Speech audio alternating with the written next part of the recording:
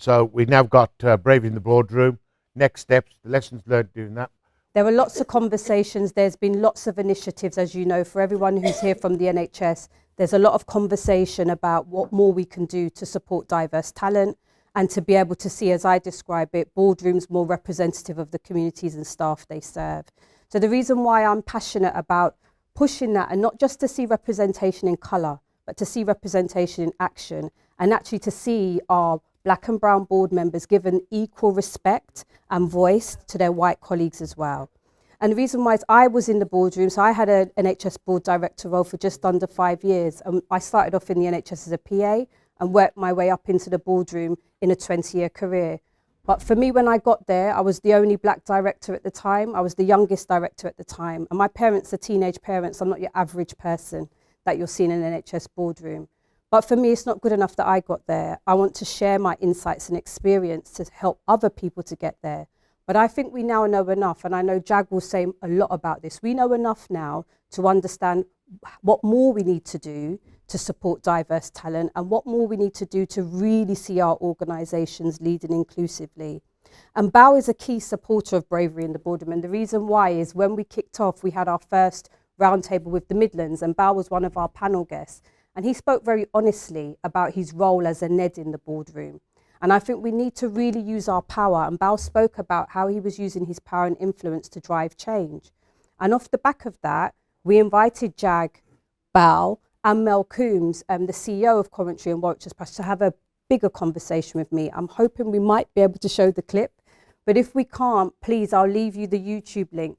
Really encourage everyone in the room to take a listen to that interview. You hear the honest insights about driving inclusion, tackling discrimination, tackling inequalities, and why Coventry and Warwickshire have been recognised by NHSE as one of the trusts who are driving change.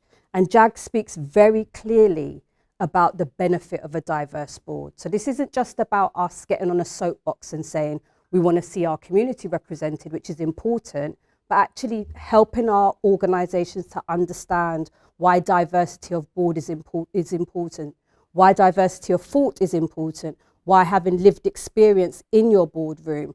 BAO coins a lovely phrase when he says, I'm Coventry born and bred, you know, and now I'm in the boardroom here trying to support and bring the voice of my community and connect back to them. So I'd encourage you to listen to it. There are some gems in there. I'd encourage you to share it with your organisation as well. But most importantly, I'd encourage you to get involved. So please do, if you haven't followed us on LinkedIn or Twitter, please do follow us. Like I said, please do sign up to our YouTube channel because we want to bring the conversations that you want to hear as well. This isn't about having a nice, slick space for people. It's a safe space where you can bring your challenges. And my friend Dudley coins it really nicely. He says, let's challenge ourselves, let's challenge each other, but also let's challenge the system. And I think we're trying, that's why we describe it as a movement. It's not going anywhere. And I think the opportunity to be here and have some space with APNA, which is a very powerful movement, is really important. Is there anything you like? I can't follow that, can I? Blimey. I'm passionate about it, as you can tell. I've had the privilege of working in the private sector for most of my career, all of my career, in fact. And being a non-exec director, whilst I was still at BT for one of the biggest acute trusts in Coventry and Warwickshire, UHCW, was a really insightful way of me to actually get an induction of the public sector, and it's very different. If I'm honest, if I'm brutally honest, it's hugely different, and some of those differences, come out in a very, very stark way in some of the conversations we've been having, and so coming onto a board of a public sector organisation actually gave me the sort of the latitude to actually ask those difficult questions, because some of the things I was seeing happening and the behaviours I was seeing happening in the NHS boardrooms just did not happen in the private sector, or if it did, it got challenged and it got sorted very, very quickly, and got sorted in a very brutal way, if I'm quite honest. So it's a very, very different way of operating in the NHS, and I think that whole model is changing. And going back to the bravery sessions, I'm quite open about my background, my career, and I'm quite privileged to have had the career I had, and to sort of share some of that experience within the NHS now. It's quite an honour. So I'm not sure whether we've got the videos to display, but I think it'd be great if you could just follow that and just listen in on that. Why CWPT? Well, because we posted one of the best res results in the country, and what Jag, I and Mel's talked about was what Monique was talking about. It's not necessarily about board makeup. We've got one of the most diverse boards within the NHS, I would argue, but it's about how that board operates as a team, as a unit, and works as a unit to actually empower their people to actually have those conversations, to be honest, to be brave, and not to sort of hide it under the table. The only way you can fix something is to have an honest conversation. It doesn't have to be confrontational. It can be it could be a difficult conversation, but it can be done in a very amenable way. And until you have those conversations, you cannot fix an issue. And I think that's the nub of it. And believe me, when I was in the private sector, board makeup was very different, and some of those conversations were horrendous. Some of the language, some of the passion, you'd think, this is madness. But it helped us get to the nub of the issue, and then we can actually collectively fix the problem.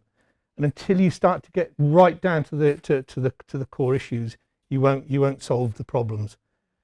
And that's all about being brave. It's about being honest. It's being about collaborative. It's about fixing the issues. And that's really what we talked about in those short interviews.